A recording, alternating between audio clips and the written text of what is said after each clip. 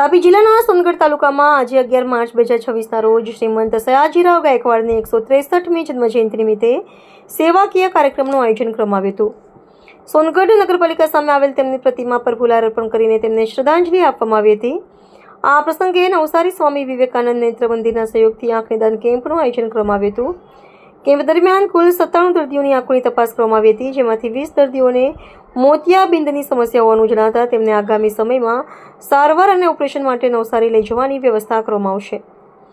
તે ઉપરાંત સરકારી હોમિયોપેથી હોસ્પિટલ સિંગપુર દ્વારા સર્વરોગ નિદાન કેમ્પ પણ યોજાયો હતો. આ કેમ્પમાં અંદાજે 90 જેટલા દર્દીઓએ આરોગ્ય ચેકઅપ કરાવ્યું હતું. આ સમગ્ર કાર્યક્રમ સોનગઢ નગરપાલિકાના સૌજન્યથી યોજાયો હતો.